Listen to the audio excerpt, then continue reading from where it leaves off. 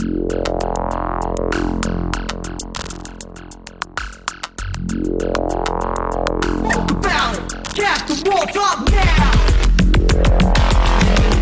to Molotov Now, a podcast about taking action.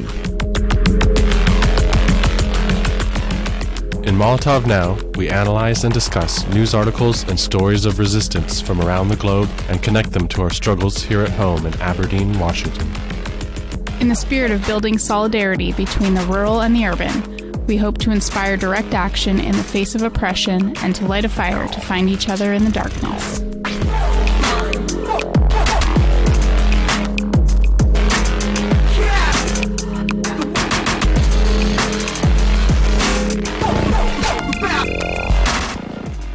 This is Sprout. And this is Charyan, and we are the hosts of Molotov Now, part of the Channel Zero Network. Thank you for joining us on this episode of the podcast. Today we have a special episode for you. We will be hosting a roundtable discussion with some of the co-organizers of the recent dual power gathering that took place this June in the woods outside of Portland. But first, we have an explainer and a report back to read through about the gathering and the different sessions held there, as well as what an unconference is. When we return, we will be going over our radical news roundup, but in the meantime, here's a message from our sponsors.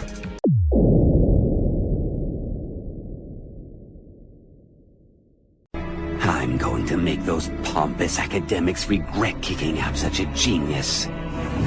Deciding to build my lab and do my research. The Time Talks Podcast. Have you ever stared at a 500-page book and wish you could just talk to the author about their ideas instead? If so, the Time Talks Podcast, part of the Channel Zero Network, is for you, where we discuss history, politics, music, and art with an anti-authoritarian and anarchist perspective. The Time Talks Podcast. What's this light? I feel different. The Time Talks Podcast.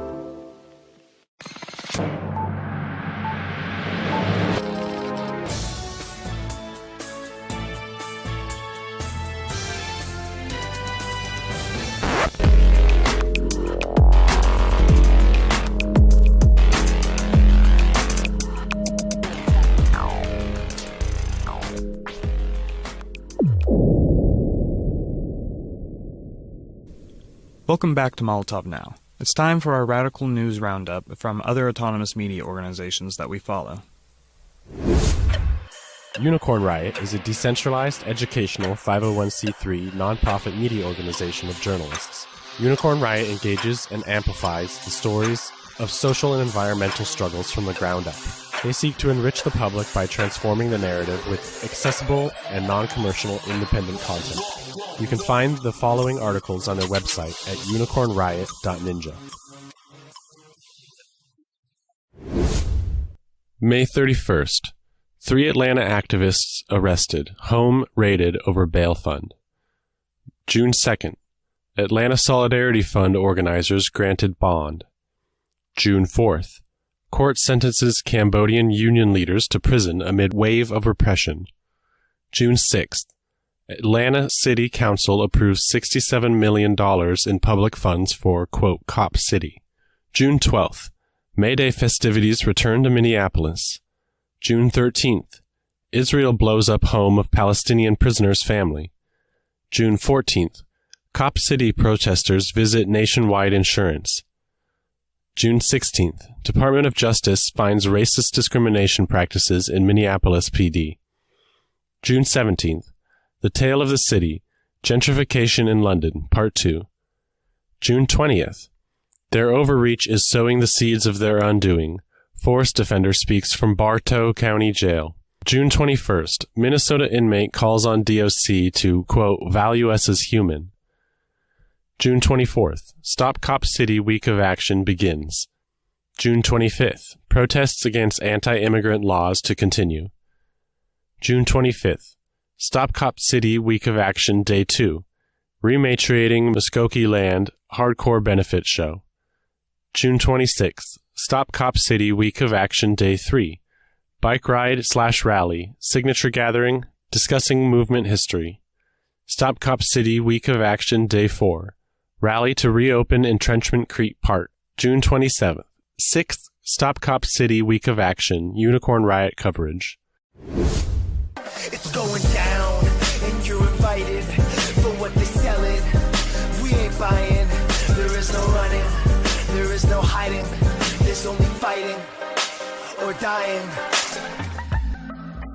It's Going Down is a digital community center for anarchist, anti-fascist, autonomous, anti-capitalist, and anti-colonial movements across so-called North America.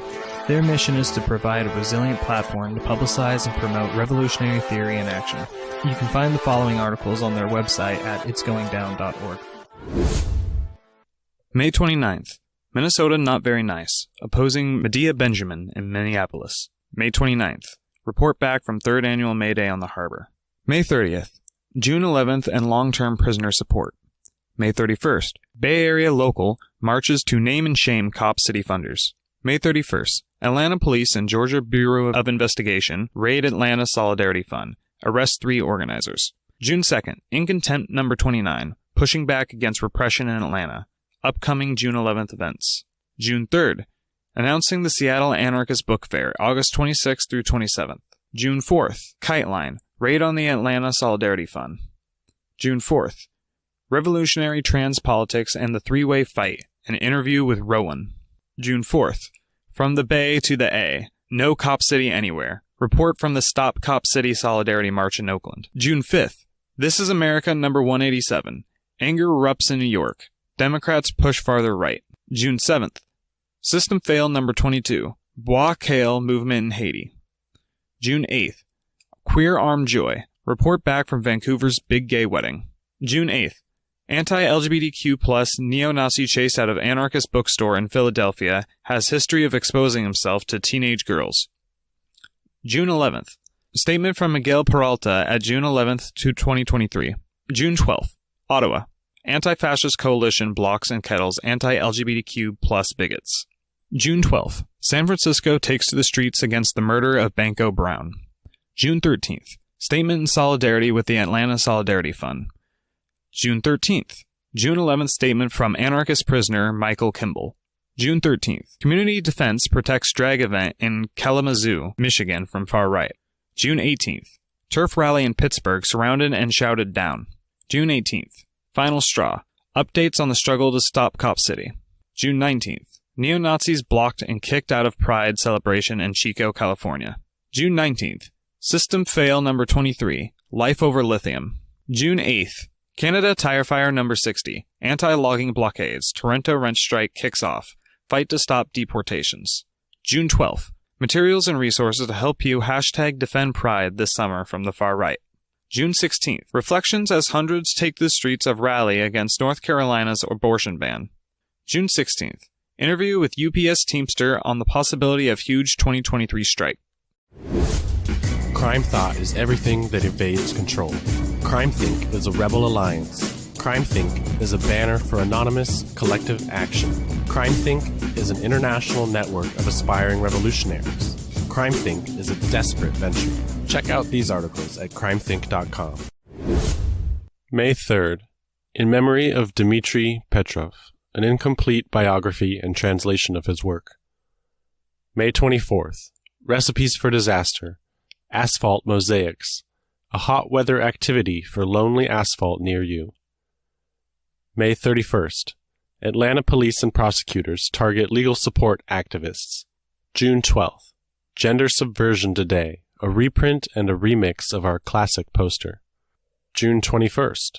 We Are Not Martyrs, a message from Sergei, who survived the attempted murder at the hands of French police. June 21st. Living in an Earthquake, the fight against Cop City confronts unprecedented repression. June 24th. Russian anarchists on the Wagner Mutiny, statements from 3 anarchist organizations. We are getting the cue. It is time for a musical break. When we return, we will be reading a report back about the Dual Power Gathering and the different sessions held there and detail exactly what an unconference is. For now, here is Evan Greer with their song, I Want Something. Hit it!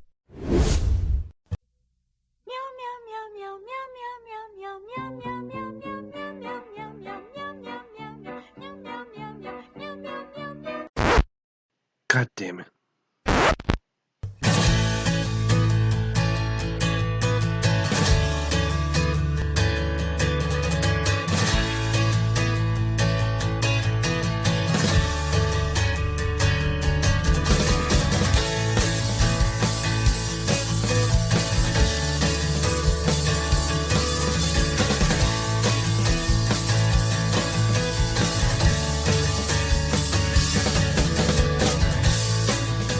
She's sitting in a bathroom stall with a marker in her hand, scribbling down the words to a favorite song by her favorite band. She hopes someone will read them, and maybe they'll understand how it feels to care so much it hurts, to fight so hard you shake, to love so intensely that it scares you, to build so much that something breaks. She knows that she's not the only one. Sometimes it sure feels that way in a little college town in Ohio. So there's a song that she sings every day. I want something that's better than this. And I'm not sure exactly what it is, but I think that we could build it if we try together. And if we all sing do-do-do-do, do-do-do-do, do-do-do-do, do-do-do-do, do-do-do-do, do-do-do-do.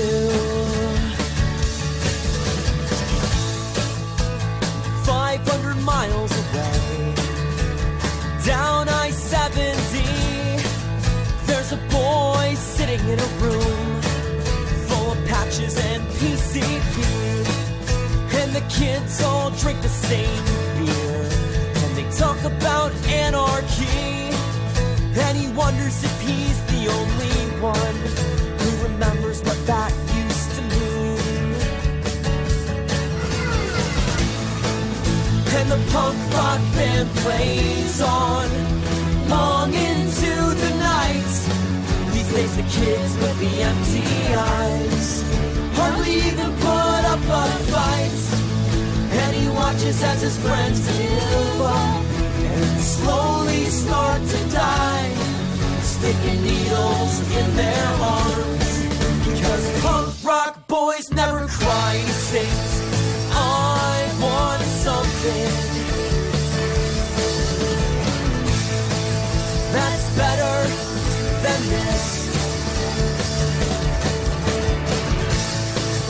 And I'm not sure exactly what it is, but I think that we could build it if we try together. If we all sing do-do-do-do, do-do-do-do, do-do-do-do, do-do-do-do, do-do-do-do. That very same night, kids all across the earth felt lonely and confused, frightened and unsure. And we're trying to find one another through the system that keeps us apart, to match the weapons that we hold in our fists with the passion that we carry in our hearts. And we know it's gonna take a long time, and we know that we'll fuck up along the way. But I've got a feeling that we're winning, 'cause I hear more and more and more of us say, I want something that's better than this. And I'm not sure exactly what it is, we could build it if we try together. We all sing do-do-do-do, do-do-do-do, do-do-do-do, do-do-do-do,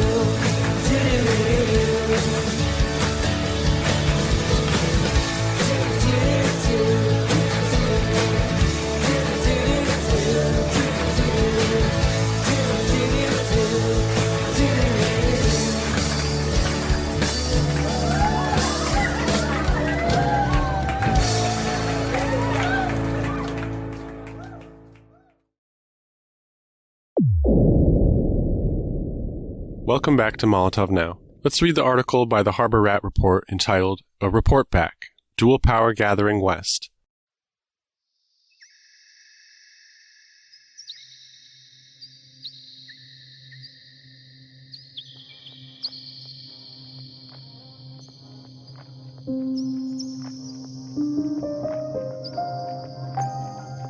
You find yourself in the middle of the woods, surrounded by the hum of anarchists chatting and the enticing smell of curry and campfire. Without your headlamp, you can't see anything except the stars through the treetops. Your cell phone hasn't gone off in days. You are somewhere special, and everyone here knows it. What's happening here, what you are all co-creating, it will ripple out from here in many profound ways you have yet to fully realize. But you feel that potential in your bones. You all do. After months of planning, the Dual Power West gathering met successfully June 2nd to June 4th in the woods outside so-called Portland, Oregon. This article is meant to give people a view of what it took to organize an event like this, actually pull it off, and what the event felt like to those who participated in forming this gathering. We hope this can provide resources and inspiration to those wanting to plan their own such gathering, as well as provide those who couldn't attend a view of what took place this summer in the wild woods of Oregon. Prepping for the event. Planning for this, the second event of its time, took about 6 months.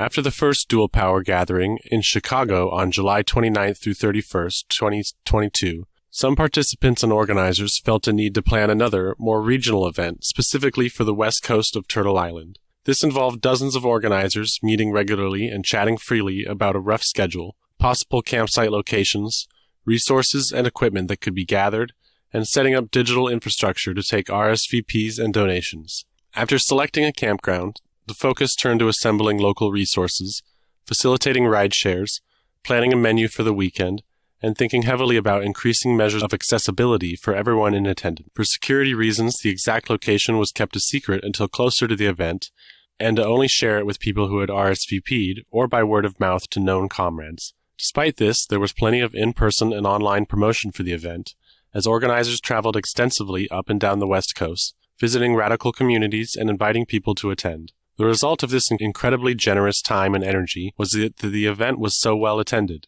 About 150 people floated in and out throughout the weekend, with about 70 people there at the peak on Saturday. Organizers showed up on May 30th, a Wednesday afternoon, to get a jump on setting out signage for incoming campers to more easily find the campground, as well as set up a welcome/medic tent to guide participants to the correct sites. We also selected a central site to become the kitchen area, which would be known as the cauldron during the gathering, and it served an additional function as an activity nexus throughout the weekend. Organizers designated a nearby campsite for the dining area, and they erected a massive canopy tent along with multiple black and red Industrial Workers of the World IWW flags and a projector setup.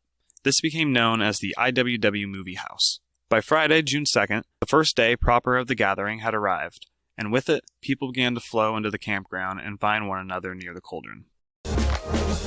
Unconference Organizing Model.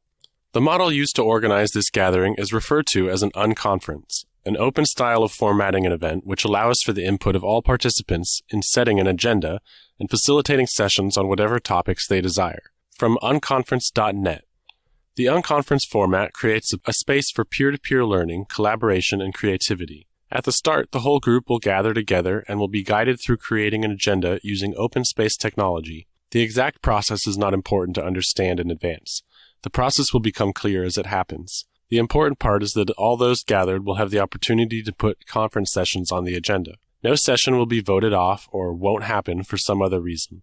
All sessions are welcome. The sessions convened will range from the formal to the informal, from the well-thought-out, pre-prepared talk reflecting years of research and practice to the spur-of-the-moment new idea that would be fun to talk about, from the demonstration of a working tool to the whiteboarding of something completely new.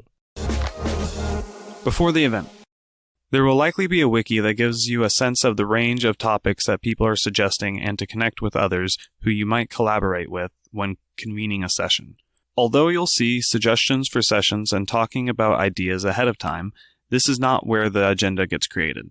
That happens at the event itself. Collaboration among participants who convene sessions and even merging of sessions on similar topics are both encouraged. If you convene a session, the decision to merge with another session will always be yours to make. Convening a session. There are several key points about an unconference. First, you do not need to do preparation in order to convene a session. If you get an idea the day of the event, call a session. Second, there is no right way to lead a session.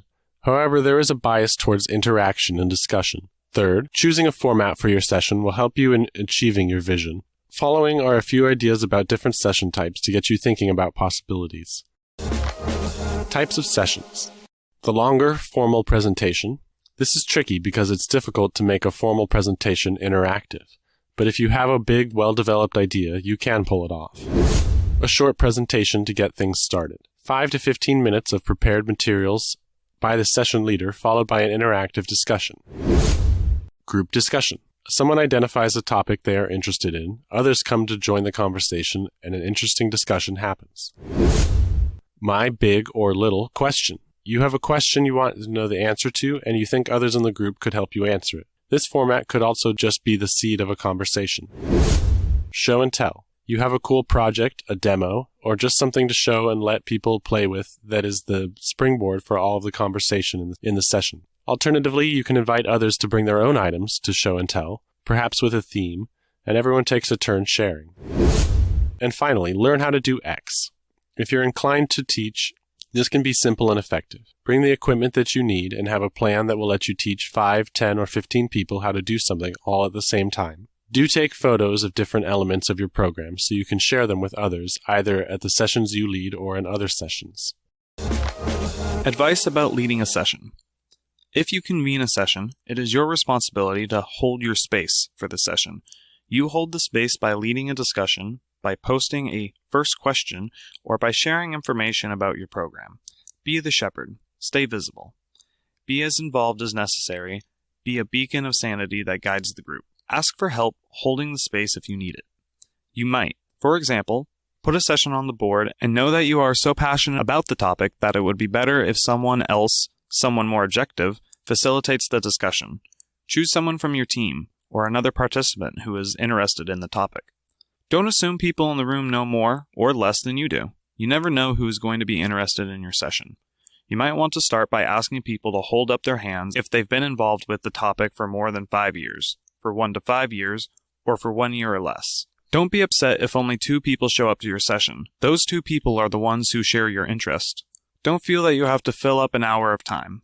If what you have to say only takes 15 minutes and the group has finished interacting, then the session can end. Don't feel pressure to have everything take only an hour. If you start with a short presentation and then a group conversation gets going and your discussion needs to continue past an hour, find a way to make this happen. You might be able to keep talking for a while in the room you are in, or move to another part of the conference area, or post part 2 on the agenda. Be brave. Others are interested in making your sessions work. Do think about the ideas that you want to cover in your session, and how you want to cover them, but don't feel as though you need to prepare a great deal. If you're over-prepared, your session might lose energy. Experiment with the kind of sessions you lead. There is no such thing as failure in an unconference. Advice for everyone at an unconference. Go with the flow. This event is intended to help you and all the other grantees find the time and space to talk with and learn from each other. Follow your passion. Go to the sessions that interest you. Leave the sessions that don't. Take responsibility for your own learning. If there are topics that you are really interested in that don't appear on the agenda at first, you need to put them on there.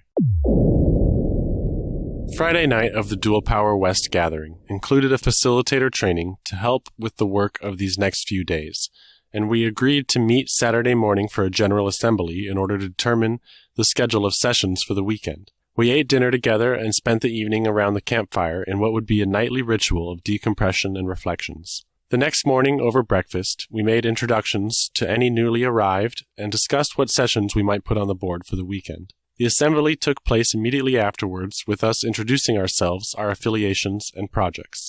Organizers of the Dual Power Gathering acknowledged that we met on the traditional and unceded lands of the Multnomah, Wasco, Cowlitz, Cathlamet, and Clackamas bands of Chinookan peoples, Atfalati, and the Molalla. One of the goals of the gathering was to discuss the importance of indigenous leadership of the movements to defend water and life, as well as our collective responsibility to abolish the settler colonial states occupying Turtle Island.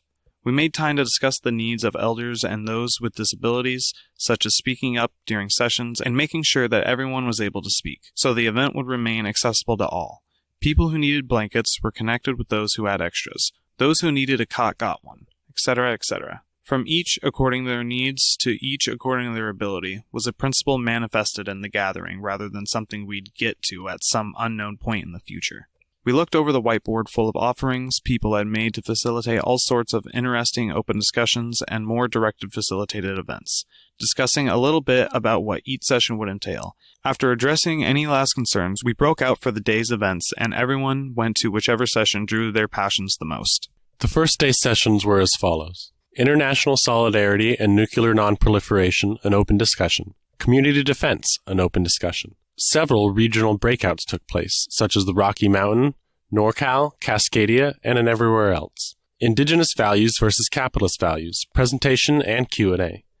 Community-based therapy, tabling of ideas. Radios for community defense and disaster relief, tech and usage. Cascadia and bioregionalism, presentation and discussion. Narcan OD training and trank discussion, trainings and discussion. Building bridges into the politics, an open discussion. Rural or small-town intentional residential communities, a presentation, then open discussion. And Movement Kitchen and Distro, Skillshare and open discussion. Watch this space for a full zine containing summaries of the different sessions that took place over the weekend, but here we want to aim at looking at what the event itself was like in planning and execution. Meeting basic needs. Most of the food for the 3-day event came from gleaning programs nearby or was brought in from various mutual aid depots around the West Coast. Each day there was a breakfast, lunch, and dinner sign-up sheet for prep, cooking, and cleanup, which helped the kitchen bottomliners plan their meals better and not have to do as much by themselves. Meeting dietary restrictions and allergies was a major concern. Of note was the snack stump, a tree stump centrally located in the cauldron area that was commandeered for snacks and light fare, which was set out throughout the day. This helped provide people with food to eat during daylight hours. There was far more food than we needed, but this was a key organizing principle we reaffirmed over the weekend, to be over-prepared for everything. When you do it right, being prepared feels like being over-prepared. This involved bringing extra equipment to share with those without their own stuff, being able to coordinate ride shares to and from the campground, and the initial reservation of a large amount of campsites. Consensus decision-making and limitations. Consensus was centralized, but in some cases was pushed aside due to time constraints and lack of planning, though it was prioritized where possible during all stages of planning and execution, and while this may have taken a bit longer to accomplish decision-making in certain scenarios, it led to a feeling of ownership for all involved. An intention to share a sense of co-creating this event with their fellow organizers was put out to all attending the event. This was the vibe throughout the weekend, with many commenting on how smooth everything had gone and how little conflict there was between participants from a wide variety of backgrounds and experiences. People had made their own sessions as they saw fit, based on what their interests and passions were. People made their way to the river for some swimming if they wanted to do so, or just mingled with others near the cauldron, openly discussing any number of intriguing and engrossing topics. We found that the intentionality of the space as a non-hierarchical and co-created space was the largest factor in contributing to well-managed conflict between people attending the event. Sunday saw a bit of a shift change, as some people had to leave early and others came late. Luckily, the new crop of people seemed to fit right in and needed little to no reassurance that they could jump right into actively creating the space with us. There were many words of encouragement to those wanting to make offerings on the whiteboard, as it can be intimidating to offer your knowledge up to share with others. With the new people thoroughly integrated, we moved forward into the second day of sessions. The schedule for that day became Marks for Anarchists, an open discussion, Food Sovereignty and Basic Foraging and Farming Skills, discussion and Skillshare, Conflict in Social Movements / White Supremacy Culture in Our Everyday Lives, open discussion, practice, and sharing, Squat-Centered Locksmith, Skillshare, Municipal Eco-Resiliency Project, or MERP, a presentation and open discussion, Answering MLK's Call for a Radical Revolution in Values, presentation and Q&A, Learnings of No Border Struggle in Europa, 2005 to 2022, 45 minutes of input and open discussion, Mutual Aid Successes, an open discussion, LibSoc and Local Politics, an open discussion, Anarchist Ecology, an open discussion, theory and practice, Land Back, Atlanta Forest Learnings, strategy and discussion, land defense and alternatives, Community and Neighborhood Networking, an open discussion, Radical media, reflections and scheming. 5 veins of anarchism, care and attack, an open discussion. De-escalation and protest safety, training and open discussion. Transforming conflict in movement spaces, an open discussion. Wealth redistribution, an open discussion. Bodywork and co-regulation as mutual aid, a Skillshare. This day, like all the others, ended around a campfire, gleaning what we could from each other's experiences at sessions we didn't attend ourselves. Time was spent sharing experiences and projects we were working on in our hometowns.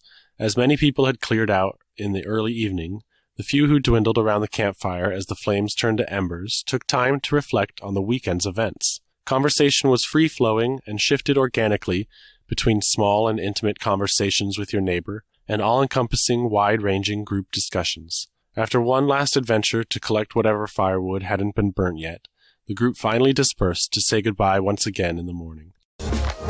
Aftermath. Those who stayed for the morning of Monday the 5th were treated to another amazing breakfast, courtesy of the Cauldron. Everyone got some coffee and food and chatted about what lay ahead for them once they returned home, revitalizing old projects and starting some new ones. People came together to help break down the remaining campsites and the Cauldron and meeting areas. A last-minute scramble to hand out all the remaining food and to gather all the items left by various campers was successful as a mutual aid crew took the food home to distribute in their work.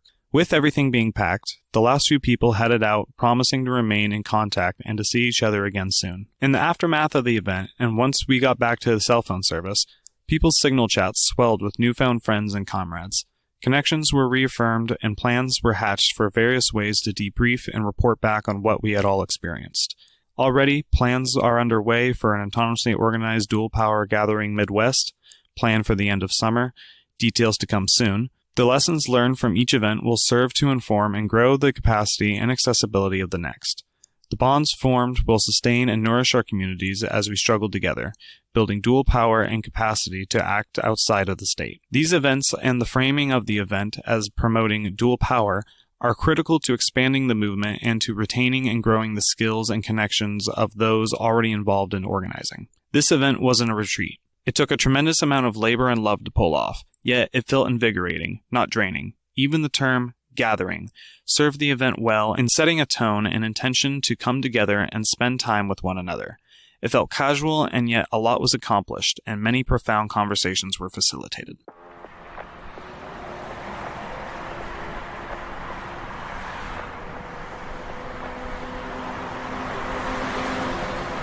You find yourself on the road home again. One arm is getting sunburned, hanging out the window of the paint. You choke down another cigarette as you bring up exactly how you and your comrades want to broach all the new ideas and inspirations you're bringing back home. The van bounces down the freeway. Another earnest conversation about organizing ideas ensues. Heading back home to a life you can't wait to revitalize with new connections and a new direction. The world isn't less horrible than it was the week before, but something has shifted. Something in the column of things to fight for has increased. Maybe it's the new friends, maybe it's the old friends. Whatever it is, you know you want to share. You want to be the ripple that carries this experience back into your world. You all do.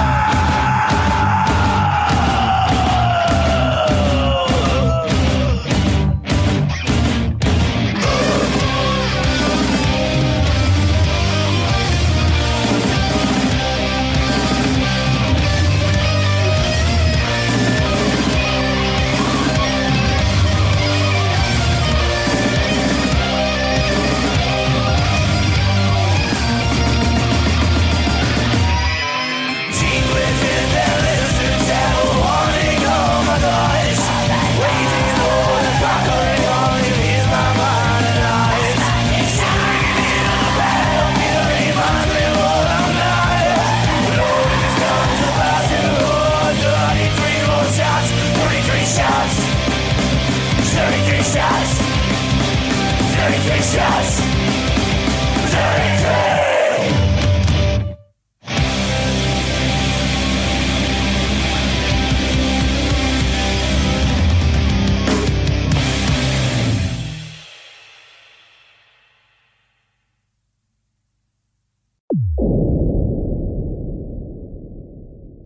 that was We the Heathens with 33 Shots.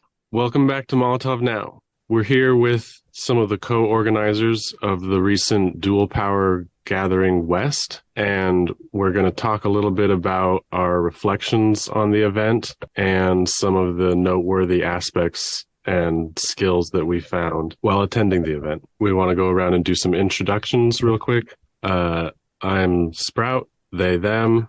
I am a co-organizer of a couple mutual aid projects here in town in Aberdeen, and I do this podcast with Charyan, my co-host, and we are interested in connecting with people regionally because there's not a lot of radicals out in our area. And so we've had a lot of success with reaching out to people in the Pacific Northwest in general and finding solidarity and building connections between those different areas has been pretty productive for us. Sure. This is Possum. I use they, them pronouns. I am also up here in Aberdeen, involved with a few different projects. It was really exciting for me to hear about all of the food resiliency, food autonomy projects at the gathering, because that's right up my alley, 100%. Yeah. Hi. I'm Rowdy Radish. I use he and they. I organize out of Portland, Oregon. I'm kind of involved in a lot of different types of organizing work, but I really like being involved in like a range of groups and trying to kind of build bridges between different kinds of organizing work. So I do some kind of community disaster preparedness and resiliency work, some like food sovereignty work, kind of mutual aid stuff, political education. So I run around and between a lot of different kinds of projects and groups. And I guess to kind of give maybe a visual immersive description, I'm calling from my bedroom, which has a bunch of like found furniture that are mostly like kind of primary colors. So there's lots of like bright blue and red and yeah, it's a little visually overwhelming sometimes, but it's kind of fun. So hi, I am Chloe, based out of Boise currently. For community organizing that I do, it's a lot of just like hanging out with unhoused folks. I've been involved in that community for a number of years, and then recently, since Dual Power Gathering, have been having a lot of fun figuring out how to get free food to the people and who those people are and who wants it. Yeah, that's it. I'm just a simple she, her. I forgot my pronouns.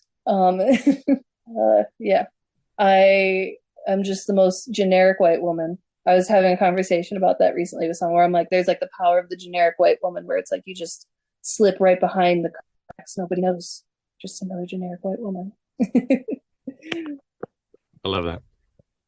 Cool. Hi, my name's Ben, he, him. I'm also organizing out of the Boise region. I help out with a lot of mutual aid stuff with unhoused people, some event organizing, concerts and things like that. Been doing some poetry and some bicycle things, starting up some childcare collective, and doing some transformative justice, conflict mediation. That's kind of really my bigger passion right now. But as you can probably tell, I got a lot of passions and a lot of fingers and a lot of things. So that's, I think, enough of that. Visually, I have poofy hair. That's the number one thing people know about me, and mask presenting, and also look vaguely ethnic, which is true to my heritage. I am just kind of vaguely ethnic. And I am sitting in my bedroom, and it is a bunch of found furniture. It is just covered with boxes and knickknacks and clothes and hats and so many printers because I love zines. And none of the printers probably work fully correctly right now, but I'm working on them. A lot of overstimulation here also, but in a very different way. Oh, my room is very messy as well. Oh, heck yeah. Yeah, I don't want you to have the wrong impression here. You feel like such a put together person. The room we're in is made out of literal garbage, so no need to feel bad. Brethren. Yeah, our little recording studio we made was definitely found carpet.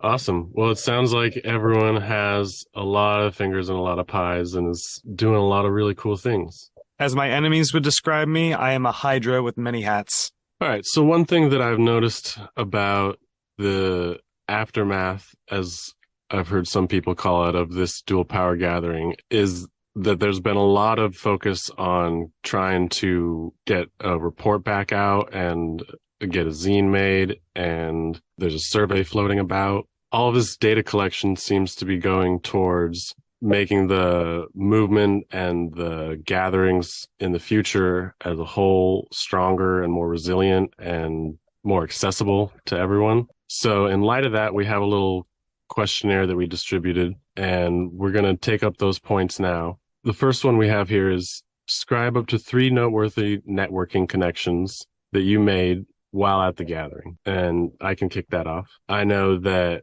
we had one comrade who we'd been in contact with for a while and finally got the chance to meet in person, which definitely strengthened the relationship and was nice to put a face to a name. And it gave us a lot of opportunities to sit around the fire and discuss potential future projects and future visits between us. So that was really cool. Not to mention the various comrades we met from Oregon who had reached out to us about potential collaborations on various projects, and how we were able to connect in real life at DPG and talk about some of these events and programs and organizations in person. These were connections that are going to help us bolster our regional anti-fascist collaborations to a point that it will hopefully prove fruitful for outing Nazis across the Pacific Northwest, and along with other goals from our regional networks that we're in the process of building. We also met an anarchist bookkeeper who was interested in getting involved with our comrades at the Black Flower Collective. We were able to make that connection between them, and looks like someone who's genuinely interested in getting involved with Black Flower's awesome land project here in the harbor. I was able to connect with some food autonomy projects in the Portland area, which is very exciting for me because I would personally like to be involved with building regional autonomy, regional strength, building networks of care, and so forth. So that was very good. One really cool connection that I had the opportunity to make was with someone who was visiting from Austria, and it was really cool getting to hear from their experience doing political organizing in Europe, especially around supporting migrants. And it was really cool having them present at the gathering to share their experience, and they had a lot of really cool projects and organizations that they talked about that I had never heard about, kind of being in this US bubble here. So it was cool kind of getting to learn from them, from their context, but also it was nice to be able to kind of collectively pass on lessons that we've learned here, or practices that could be useful or relevant, internationally. So it was really cool that they were able to make it, and we were able to kind of form a small but really cool kind of international connection. I think for me, I connected with some folks who are very into their local electoral politics. And I think I just appreciated sort of the conversation. For me, I'm a very front-facing person. I do a lot of getting my name out there, and generally very above the table sort of stuff. So I guess for me, it was just interesting to connect with folks in that environment and sort of talk about the tension between knowing that like the system is inherently broken and there's not really like we're not going to be able to necessarily save it, but also that there's people who are stuck in the system now who need help now, and unless we can like spontaneously generate $3 million, there needs to be good people working within a bad system.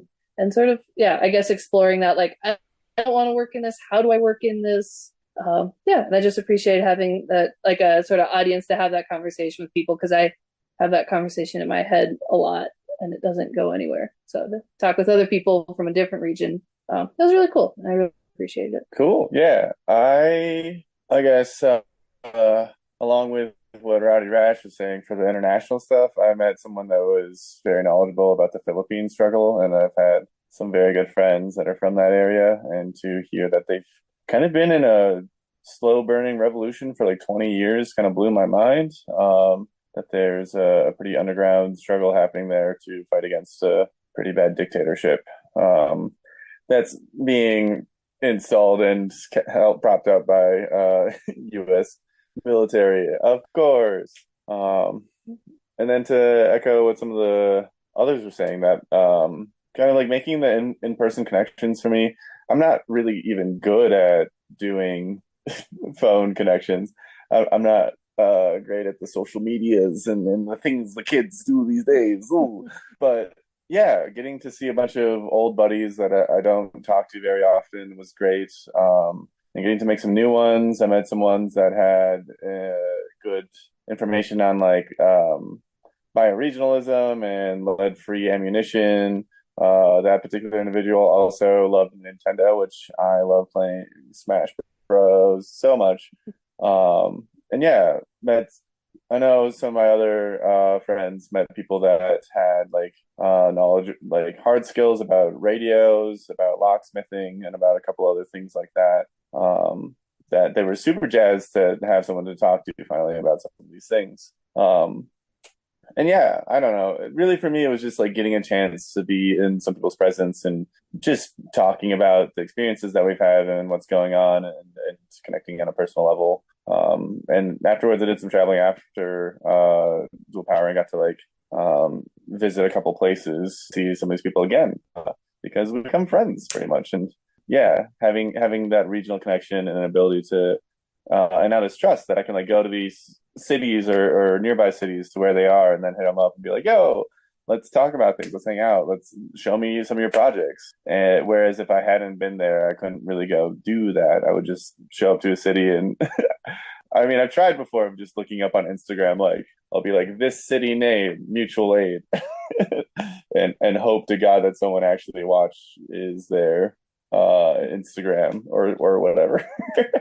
But yeah, I loved all of the connections. It was super rad. The Western Dual Power Gathering was actually secretly just an excuse for us to make a couch surfing network. Yeah, that's really what this was all about. Strength. That's awesome. I guess another kind of general connection. It's not a specific person, but I met a bunch of people at the gathering who also live in Portland, and even like a few of them are like even basically in my neighborhood, and it was just wild to like get to meet a bunch of people who are in my area who I would have just otherwise had no idea they existed. So it was really cool to have the like longer distance and kind of regional connections, but also even some kind of local connections get made as well. That's awesome to hear. Yeah, I thought I really appreciated how much it felt like I was around my people, in that sense of like all the norms that were discussed were upheld and were kind of just I felt like understood by everyone really well, and I just felt like I was in a safe spot to talk to people about my projects and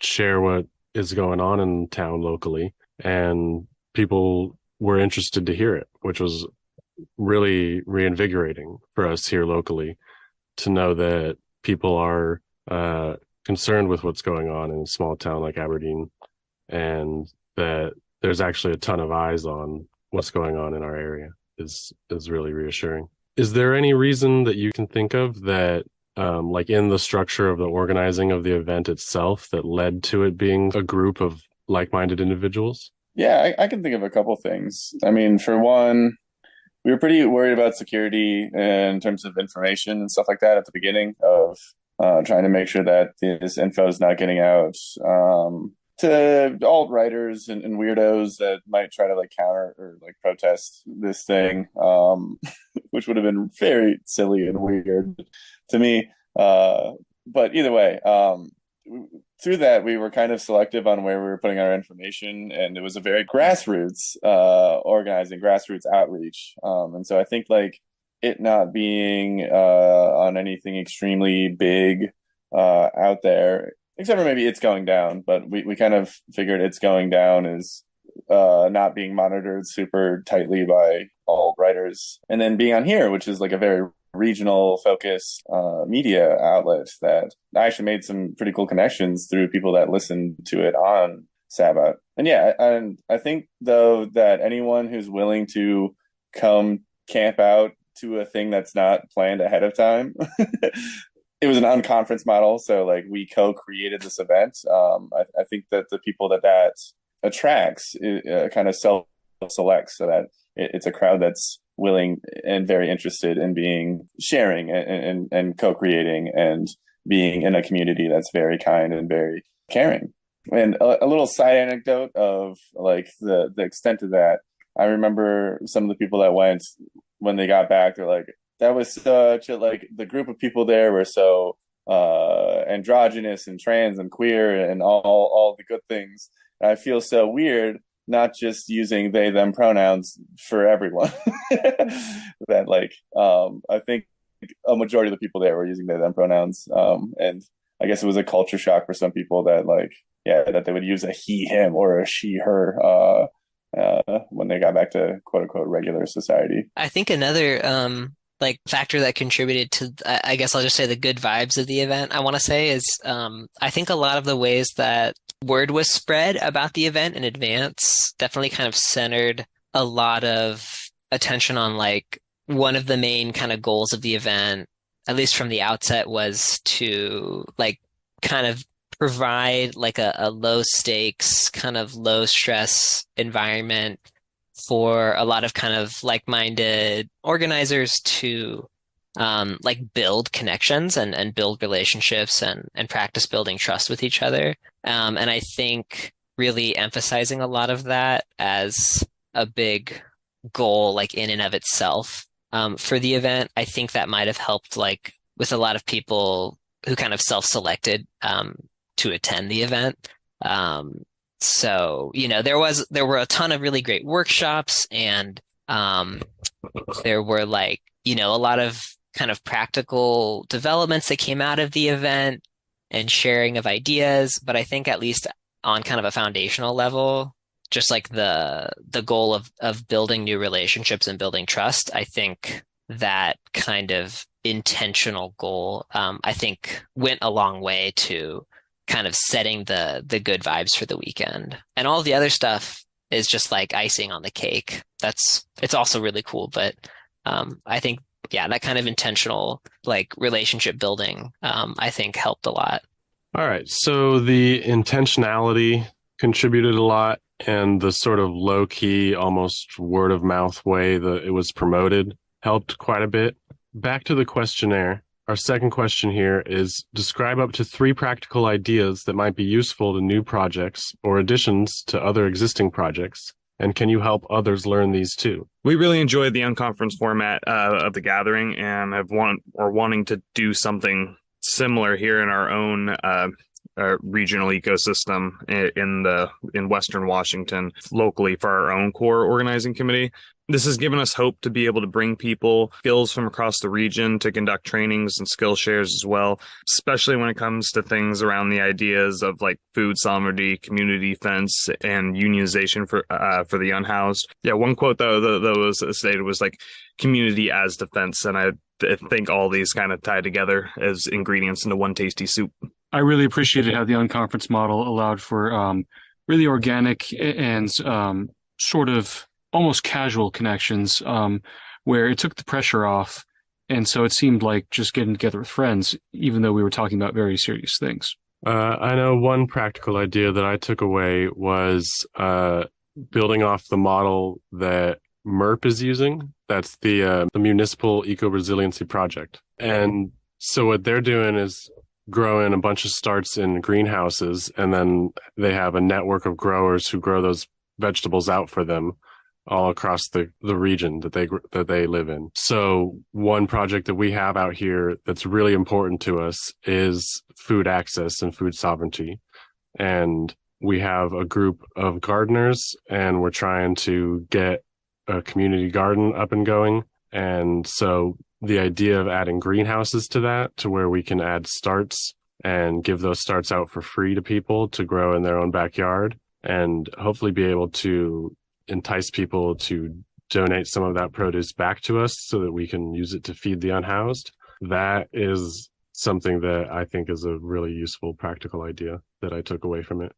And hopefully that leads to further education down the line for people here in town as to, just the basics of gardening and how to take something from a start to finish vegetable, and different ways of preparing food. All that sort of stuff is skills that we want to bring back here and share. Yeah, for me, I think it sounds like y'all were taking away a fair amount of hard skills. I was taking away maybe more soft skills, or I don't know. Either way, one is things like this. I've listened to a lot of podcasts all the time, listening to podcasts, and never really thought to try to make my own, and then to both in advertising for the event and then talking to people at the event, been on podcasts and got to experience how it's done. It seems a lot simpler than I would have thought. Or yeah, never really thought about it. But yeah, just hopping on a call, pushing record, and then having people talk about stuff and doing a little editing after. Yeah, and trying to that media aspect and doing the outreach. Even talking to some people that just do a lot of tabling. I was like, yeah, our group doesn't really get our name out there in those ways, and that would be a much better way, some really good ways for us to expand our membership, or not really a member organization or whatever, but more people interacting with us and more people doing direct action, helping with the unhoused, and pushing against the bad systems and making room and making the seeds of the new ones to take hold. And then also, I was so jazzed at how many conflict resolution and transformative justice folks were there.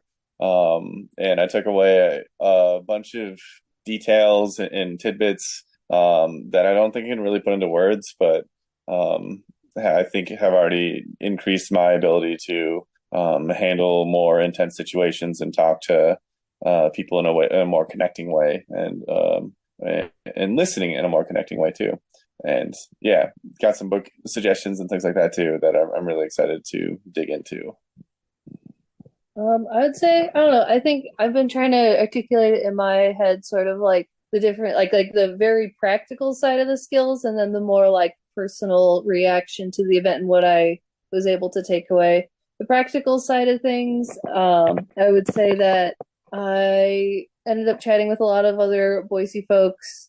I kind of mentioned this at the beginning, but we were like, okay, yeah, cool. It sounds like, getting to connect with all these other food people, and wow, there's a lot of cool ways that we could do a better job of finding food for our distro and finding food that people can take with them. And then recently we've started talking about community fridges, and so I guess we just kind of got excited hearing about how everybody else was getting their food, and we're like, oh cool, wait, this is a resource that we haven't really, as a mutual aid group, tried to tap into yet.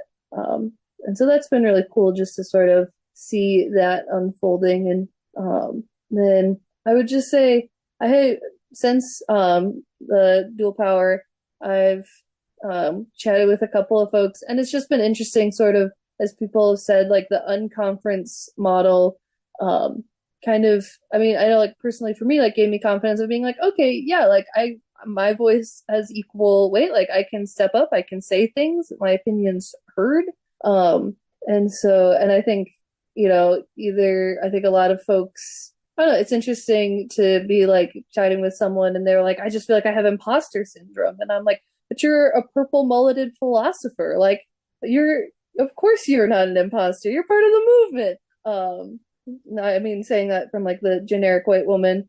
But I guess like for me, it gave me hope that like I don't need to wait until I have a certain amount of knowledge or experience to like step up or speak up or need to read a certain book or whatever. There's no like benchmark for like, okay, now I can like organize and now I can step up and have my voice heard in the community. It's kind of like, I mean, now is the best time. And I think if you're surrounded by other folks that you feel can hear and understand you, which is what we're all hoping for. And one of the reasons why we're trying to build community. I think for me, I was really encouraged of like, okay, cool. I can start organizing at any time. Like, let's start getting things done. Yeah, I totally get what you were just saying, Chloe. Like I think there's kind of like a norm that we talked about at the beginning of the event, which is kind of like you're free to like come and go from different like sessions or workshops as you need to or as your interests, vary. And, everyone else will try to do their best not to assume that you're like, it's not like an insult if you need to leave in the middle of a session or something, but also just that like a lot of the event was really trying to be about like, hey, if you're here, like you can totally like run your own session or workshop about whatever you want. And I think that there's something really empowering about that kind of like model. Like there's not a lot of spaces that I am in my life where I get to have like that kind of, I don't know, that kind of like of an impact on a space where, yeah, like I totally would feel like, oh, like I don't know if I know enough, or I don't know if I am experienced enough to like host a session about something. And that actually came up for me. One of the conflict sessions that we had at the event, which was originally going to be like navigating conflict in social movements. I just put that on the schedule, and there's like so much I don't know about this, but it was something that I wanted to learn about at the event and something that I wanted to make sure that there was like space for people to talk about. And so I just put my name as a host and I put it on the calendar, and, eventually it all kind of worked out. But just, I think there's something really cool about that. The structure of the event itself, maybe as like a practical idea to take away from it, which is that like community gathering type events or skill shares or workshop type events, like I think really emphasizing that like people who are present and participating should be like encouraged to make the space their own. I think that's a really like powerful idea that I took away from the gathering. I think another kind of practical idea that was just really interesting, I don't know how much I could possibly implement this where I live, but it was interesting hearing about some of the like no borders struggles going on in Europe with respect to like people who are migrating into Europe and basically, trying to find a safe place to live. Meanwhile, a whole bunch of European governments have these super horrible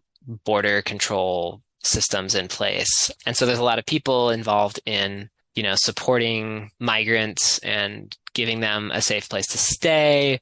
And it was really interesting hearing about all the like practical like ways that people are able to be in solidarity with migrants and like support them in ways that they want and need. Like some coastal areas apparently just have like networks of like people with boats, and they'll have their own independent like communication network. So people will be like people who aren't like European governments are basically keeping an eye on if there are any like migrant vessels that are crossing the Mediterranean, for example, and if they find out about anything, they will try to like reach out to their, autonomous network of like boat captains and stuff, who can go out and try to offer support to people so they can like travel safely across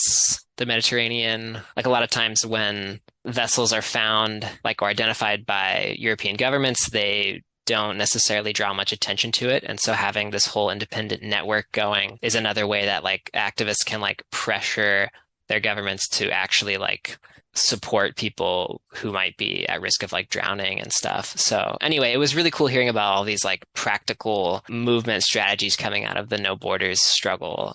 So that was another really cool whole bunch of stuff that I was hearing about. That's awesome. It sounds like everyone sort of took a lot of inspiration from the model of the conference or unconference itself. The next question, any aha moments, not necessarily skills, but things that changed how you see things?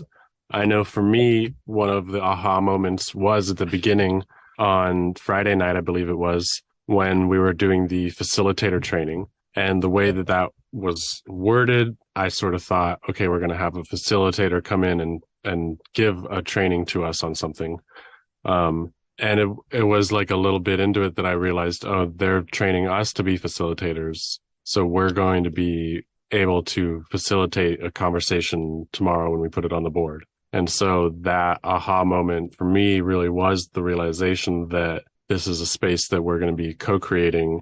And while I didn't take the opportunity to do so because I was there primarily to learn and absorb from others, I could have put something on the board and facilitated a conversation.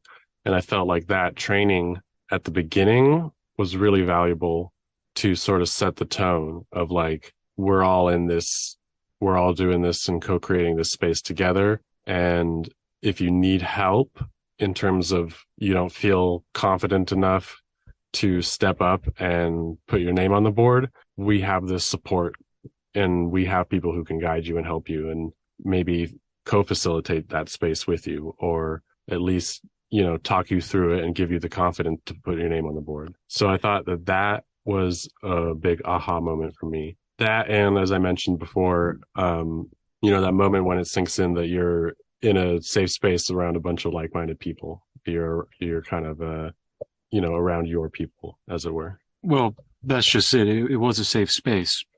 I'm not normally one to get up in front of a crowd, but I felt completely comfortable putting my name and my idea for a discussion up there. And it was great to have that happen. I think in terms of kind of like aha moments, one really cool moment for me was, so I originally wanted to just like make sure there was space to talk about conflict in social movement spaces.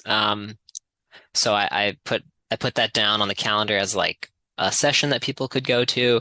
And then a couple other people came up to me and they suggested that we combine events. And the event that they were going to talk about was white supremacy culture in our everyday lives. And so they thought that kind of combining the two topics would be really fruitful. And I thought it was a great idea. So I said, yeah, let's do it. But it wasn't really until I just like listened to this big conversation unfold about like, you know, how conflict comes up for a lot of us, and how a lot of us engage in conflict in like really kind of like carceral ways or kind of, you know, like unproductive, unhealthy ways. A lot of that is very tied into a lot of like white supremacy and a lot of white supremacy culture. And it was really cool to like make some of those connections in my brain about a lot of that. So yeah, that was kind of a big aha moment for me. I'll agree wholeheartedly with Rowdy Radish on that session. That session was amazing. And if anyone wants to look into it more, there's a really good article, essay out there called Why Misogynists Make Great Informants that kind of delves into more about like patriarchal thought and how that is pretty pervasive in a lot of our circles on the left, and how that leads to a lot of security concerns and issues. And I had a lot of ahas around like linking some of that and some of the conflicts I've seen to more white supremacy lenses. I also had an aha moment of just kids are great. Kids really should be part of our movement. We need to definitely make more space so that children and youth, the youth trademark, can be a part of our spaces and the things that we're doing. There was a youngster, little girl, around 2 or 3, that was a part of it, and their parent was spending a lot of time with some like boots on the ground organizing of the event. And like a bunch of other people just were so enamored and had so much fun playing with that little kid. Seeing all the joy on both the adults and that kid's face was so heartwarming. And we've had kind of similar experiences doing some childcare collective stuff out here where we were trying to find people to help watch the kids, and these like surly 20 or 30 something anarchists are like, oh, I would love to be a kid, like get to hang out with a kid and be childish and just like refill that like joyous childlike part of myself. And then I had another aha that was more of a moment where I was facilitating the opening discussion of like putting the things on the board, making the schedule, and realized kind of Friday night when that was happening Saturday morning that we hadn't fully fleshed out some of the timeline and schedule of the event. And some other small things have definitely pointed to me that like there's a lot of discussion around security and some pretty extreme situations. None of those happened. We did have an extreme situation where the water cut out. And so we had to like carry water in 5-gallon things in a hand cart, like a red wagon. And then some of the like smaller logistics hadn't been fleshed out as well as they could have. It was also a great experience that with these gaps, with these needs, a bunch of these people stepped up in amazing ways to fill them out, make sure that everything happened not only like well enough, but phenomenally. But relying on that is probably not the smartest thing. And maybe this is too much into seeing how the sausage is made. But we did plan out a lot of things, but there were some like very minor details of like making sure we have enough seats and tables and some things that you kind of take for granted, like water when that disappears. That's kind of big thing to deal with. A schedule, like it's an unconference. We all make this together, but having the framework for the schedule is something important to provide. And so like for me, it's definitely put this bug in my ear, this seed in my brain of when I'm organizing something to really try to think about what are these fundamental things? What is the air that like I'm not really seeing, but is so fundamental and needs to be there, and I have to think about that still. Oh my gosh, that reminds me of another aha moment I had, which was that I need to wear sunscreen when I'm in the sun. I don't know how many times I have to learn that, but I guess I have to learn it again. Yeah, I guess one other aha moment that I had was kind of just like we kind of tried to set a lot of like community norms around like behavior in the space itself ahead of time. And kind of one of the ways we did that was through kind of making this big zine that kind of gave a lot of tips on like how to participate in an unconference, but also like how to like, basic tips about like when conflict comes up or like, how to like sit in a big discussion with people in a way where like maybe you're not talking over people or that kind of stuff. But we also tried to set a lot of norms in the zine ahead of time.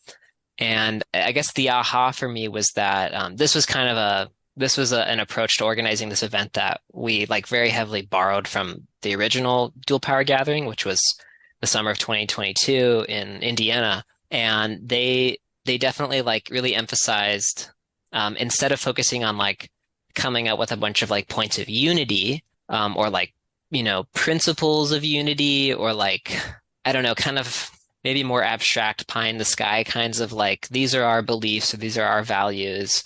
And then trying to figure out how you could possibly get 100 people to agree on a list of those.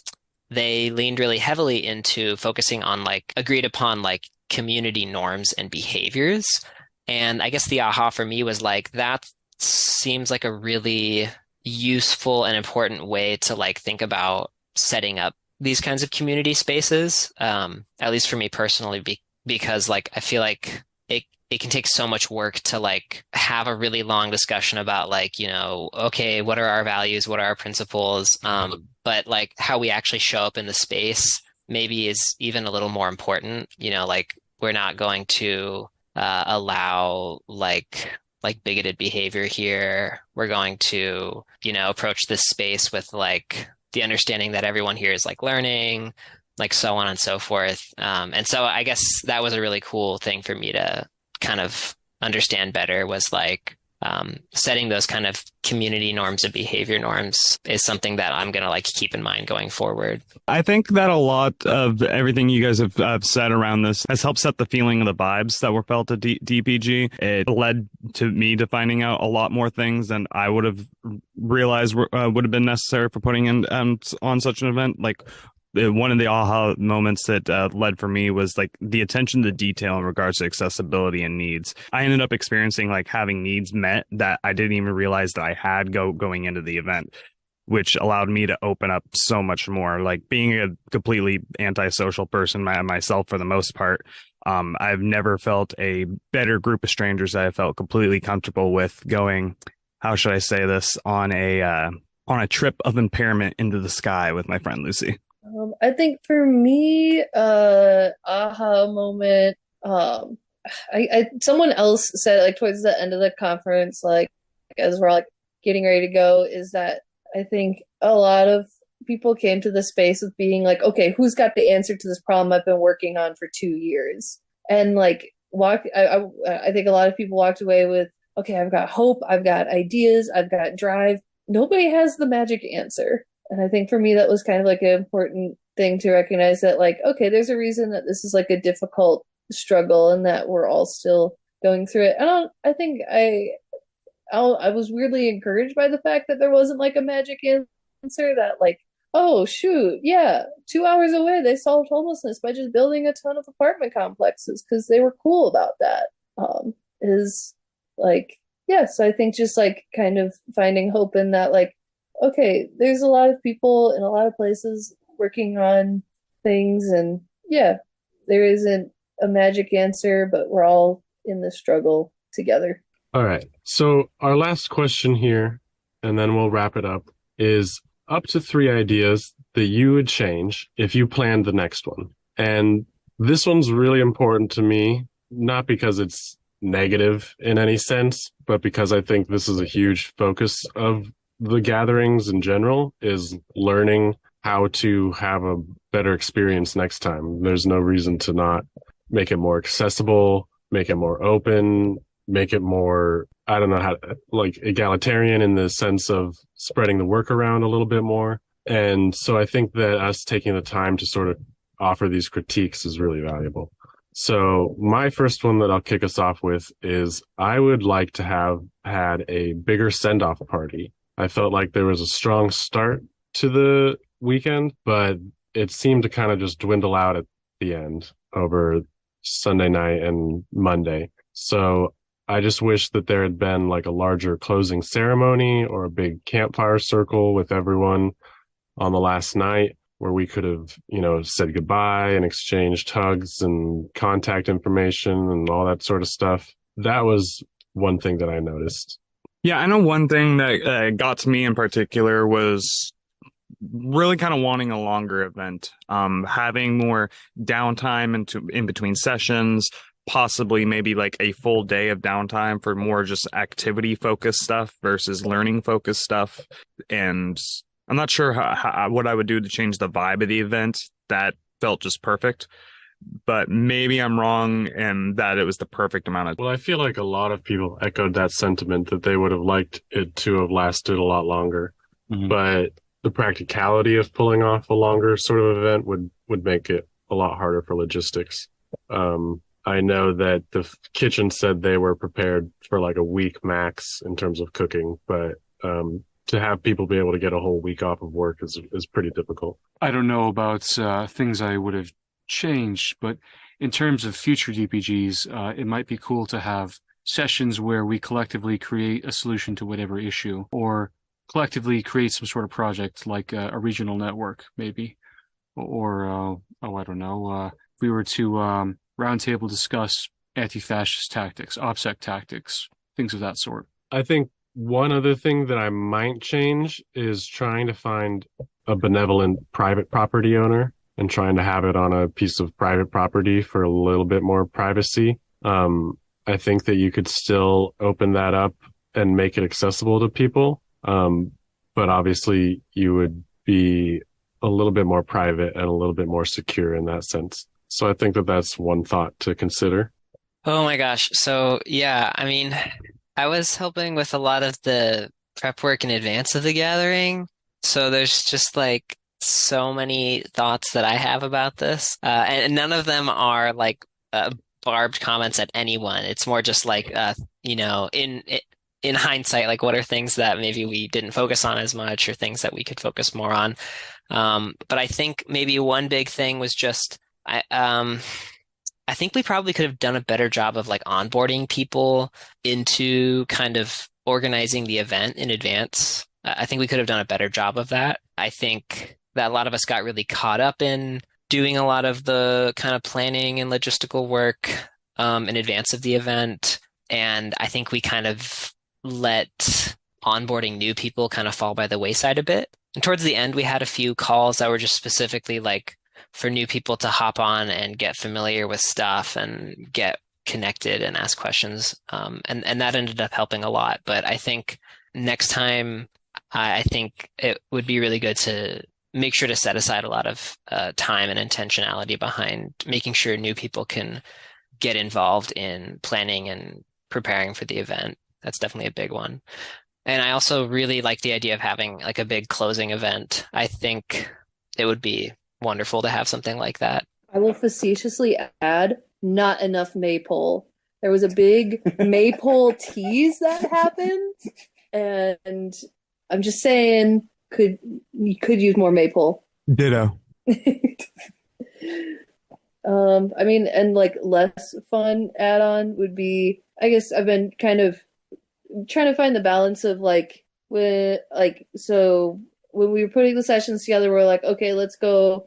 Hour should be long enough, and then like we'll have a long transition time, so that if you can't keep it to exactly an hour, like that's fine, and that'll help it be more chill. But in practice, I think it was interesting that I felt like the sessions I went to, like, yeah, you started getting into a conversation with like-minded people about your passion project, and so yeah, like it was a lot of times I felt like the session was only long enough for like just to get like a basic, like, okay, this is what it is. Everybody exchange contact info, like gotta go to the next session.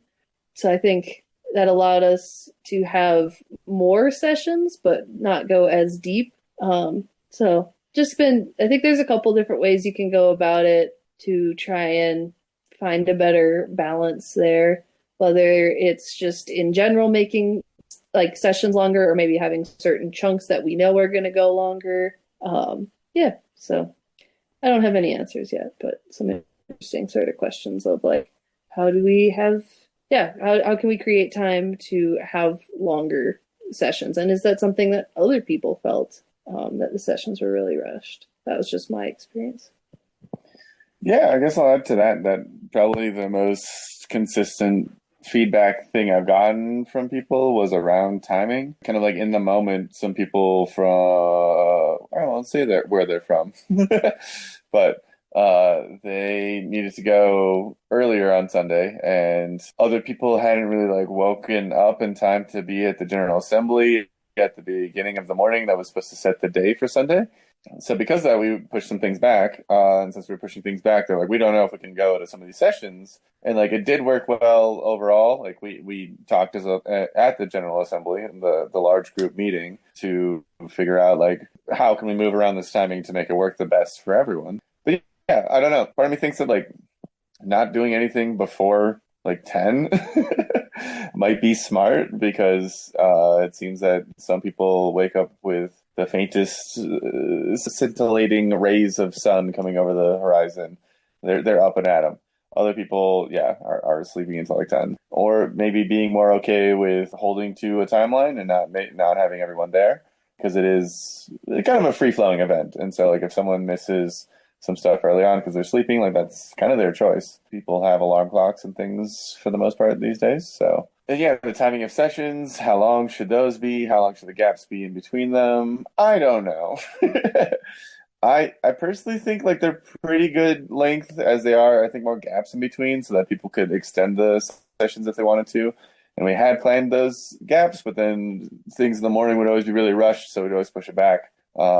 Yeah, I could go on about that. I'm with the kids on this one. Abolish bedtimes. Yeah. At last year's dual power gathering, the kids did make like a list of demands to the parents, and I think that was one of them, is to abolish bedtimes.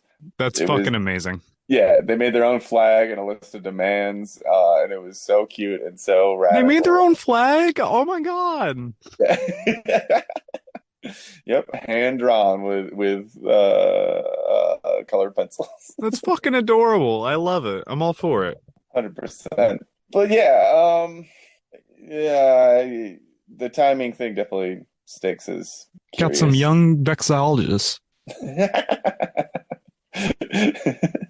And I guess to some of the comments we've had, think a pitch I have, an idea for next dual power gathering that anyone holds. This is non-patented idea. Go ahead, take it, run with it. That we did have an individual that just kind of by their own whim, they came out like a week ahead of time and just camped the weekdays before the event. And them being there, like they had such a intimate knowledge of the area and what's going on and what the rangers are like and what the vibe is, that it really helped figure out what we were going to do and how we're going to do it, knowing the distances between things, how long does it actually take to walk them, how accessible is it for other people and stuff like that. A lot of trails out there that are like, we're wheelchair accessible, and they're not at all. Like giant rocks at the beginning that they can't fit a wheelchair through, giant rocks throughout it that are way too rugged for a normal wheelchair. Yeah, and so pitch idea is to like have like a soft opening like the weekend before or in like the weekdays before the actual event, and people can go out there, they can camp to their heart's content, they can see a bunch of shit, they can go swimming, they can have campfires and roast marshmallows, talk to other people that are already there about whatever they want to, and have a good old time if they have that ability to take off that amount of time and stuff like that. But then they're kind of in charge of organizing and nailing down the specifics of the event. And I would love that. As I said earlier, I had trouble with some of the specifics. But yeah, and then when the event rolls in, these people know the area, they can onboard people, they know what it's like. And yeah, I think that would be a really rad way if people have that ability and such. I don't know how the organizers would set that up, but that's the problem for those future organizers.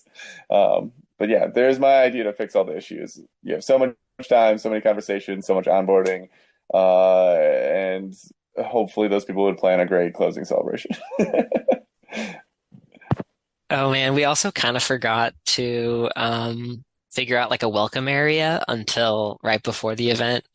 And actually the person who came early did a really great job of like holding a lot of that together and welcoming new people as they were coming in to camp and getting them oriented and stuff. But yeah, I definitely that was a major oversight on my part, was forgetting about having some kind of welcome area. I mean, I think another issue was like the event was pretty white, and I think that there definitely were some issues with the campsite maybe not being the most physically accessible for a lot of people. So I think that like, making sure that any gathering like this is as accessible and relevant and like as safe as possible for as like wide a range of people as possible, I think, should be a major priority for like the next one. And I don't think that that's like anyone's fault in particular from this gathering.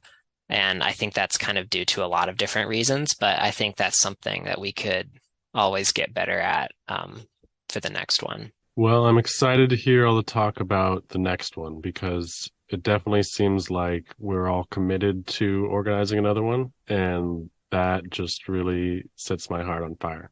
As a way of closing us out and kind of thinking about the next one, even though it's some ways off, I was wondering if we could just go around and kind of say, if we were to have an unconference right now, what would you throw on the board? What session would you either facilitate yourself or just want to hear someone else speak about? I know for myself, one interest I have right now that I would really like to talk about, and if I had been so inclined, I would have at the DPG, was decentralized distributive farming. Mm-hmm. And that is the idea of networking a bunch of small quarter-acre size lots into something that resembles like a 20-acre farm, and having the ability to, through greenhouses and mass production of starts and a whole network of growers, have the ability to really mass produce food for people here in town, and, you know, keep it local and always make sure to do our part in feeding the unhoused as well, because that's a huge part of our work here. So that would be mine, would be the practical and theoretical side of how would you make that work. So, in addition to talking about food autonomy, I would be really interested in discussing how we can grow the movement, how we can get more people in here, because it has to be a popular movement. I think a session that I would like to do for real this time is an actual maypole dance and not just a tease. Sorry about that. And also, actually, this happened at the last gathering, the original one in 2022, but there were a lot of sessions that incorporated like games, like maybe conversational games or kind of physical games or board games and stuff, especially ones that kind of get people working together and thinking about like kind of strategizing and cooperating and, you know, and envisioning like futures and kind of playing them out. So I think there wasn't a whole lot of like games that I saw going on at this one, and I'd love to make more space for that next time. Well, on the opposite end from the very fun and experiential things, in the very theoretical realm, I mentioned it at the event, but never had time to do it. But was a talk around power, because I think a lot of people on the left eschew kind of power and also push away from organization too, as a way of trying to be anti-hierarchical. And I think that there's ways that we can have organization without it being hierarchical, or at least it being extremely horizontal. And I also think that there's ways that we can wield power, that we can change things collectively as a group that is decided upon as a community, to change things. Truly, that's the reason I'm in this work, is to change things as a community.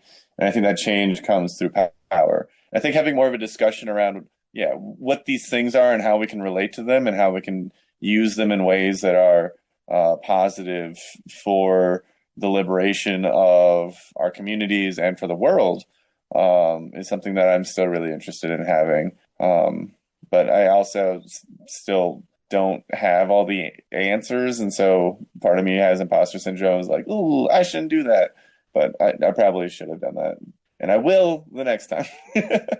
I was gonna balance out what Ben said. I just wanted to make spoons with people. I have like home crafts and whittling and embroidery, and I think it's a really awesome way that like we've had in our community to like build community and bring in new folks, and I have a lot of fun with those skill shares. So yeah, that was one thing where I was like, oh, I could do this. Oh, I don't know. Everybody seems like they've got their things going on. I don't want to. I'll just sit in the corner and whittle a spoon by myself. But next time, I'll whittle spoons with my friends. Western spoon gathering. Yeah. Hey, sometimes to have the spoons, you got to make them. Yep, exactly. I would have whittled a spoon with you. Yeah. Yeah. See you at the next one.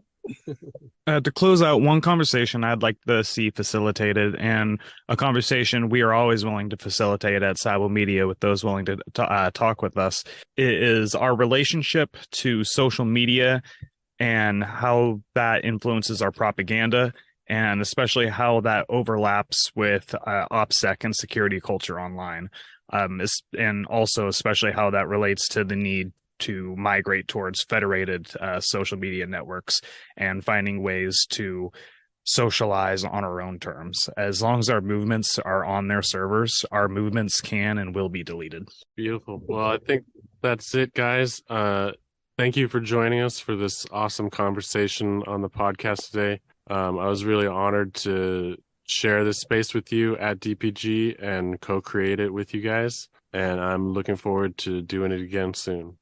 Ooh, Thank you. Thanks so much, everyone.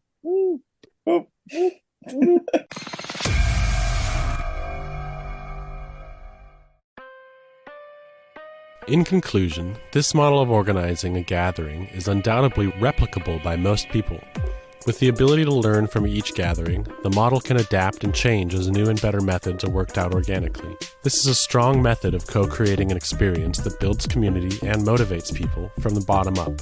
We can't recommend highly enough that everyone listening try to take these lessons and apply it to their own regional gathering. By generalizing this model, we can truly start to connect with each other and build those vital structures of dual power and prefigurative radical politics. There will be stumbling blocks in any organizing effort, but together we can figure out best practices and grow the movement for liberation.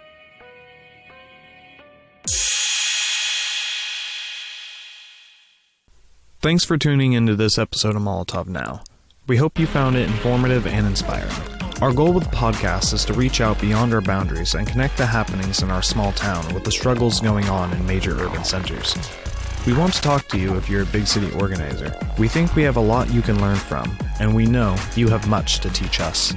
If you'd like to come on the show, please email us at sabo_media@riseup.net with the header Molotov Now, and we will be in touch about setting up an interview and crafting an episode to feature you. We would like to give a shout out to our friends at the South Florida Anti-Repression Committee, who have launched a solidarity campaign for two individuals facing 12 years for an alleged graffiti attack on a fake Christian anti-choice clinic that does not provide any reproductive care. This federal overreach and use of the FACE Act, an act meant to protect people visiting reproductive clinics from harassment, is unprecedented. To support this solidarity campaign, please visit bit.ly/freeourfighters. We want to thank the Black Flower Collective for their continued support and wish them luck in their fundraising efforts. To support them or learn more, their website is blackflowercollective.noblogs.org. Collectiva, the anarchist Mastodon server, is growing faster than ever thanks to Elon Musk's stupidity, as many activists close their accounts for bluer skies, as can be seen in the fluctuation of followers over on IGD's socials. Join at collectiva.social.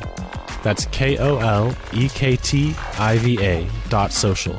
And follow us and other online activists on decentralized, federated internet. Chehalis River Mutual Aid Network is holding a fundraiser for their weekly meals with Food Not Bombs. To donate, visit linktree/CR-mutual-aid-net. The communique is looking for artist and author submissions. Please write to sabo_media@riseup.net to submit your entry. Sabotage Noise Productions will be throwing a benefit concert at The Chuck in Bremerton to support Chehalis River Mutual Aid Network this July 20th at 8 p.m.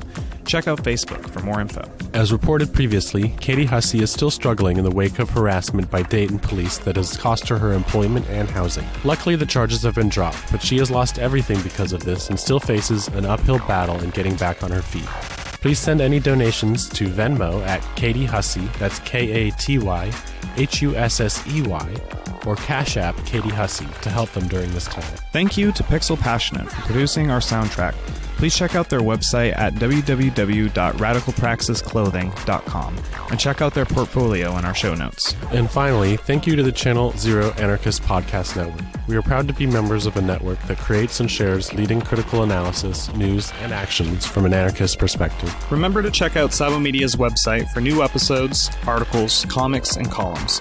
We have new content all the time. Make sure you follow, like, and subscribe on your favorite corporate data mining platform of choice, and go ahead and make the switch to federated social media on the Collectiva Mastodon server today.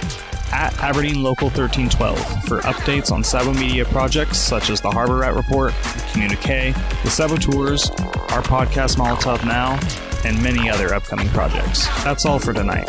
Please remember to spay and neuter your cats, and don't forget to cast your votes of those who deserve them. Solidarity, comrades. This is Molotov Now, signing off.